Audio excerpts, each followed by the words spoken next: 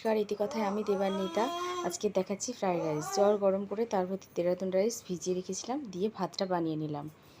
এবারে তেল গরম করে সাদা তেলের মধ্যে ক্যাপসিকাম বিনস ভেজে তুলে রাখলাম। তারপরে কিছুটা ঘি গরম করে নিলাম। তারপরে এর মধ্যে দেবো আমি গোটা গরম মশলা আর তেজপাতা। গোটা গরম মশলা তেজপাতা ফোড়ন হয়ে গেলে তার ভেতর কাজু কিশমিশ দিয়ে দেবো। এগুলো কিছুটা ভেজে রাখবো। ভাজা হয়ে গেলে আমি ওদিকে ভাতটা খুলে নেব।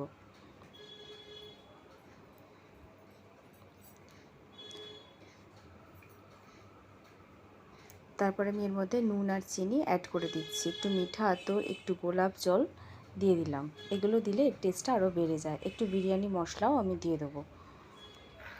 তারপরে ভাজা সবজিগুলো কাজু কিশমিশ সব দিয়ে দেবো, দিয়ে মিশিয়ে নিলেই রেডি হয়ে যাবে ফ্রাইড রাইস।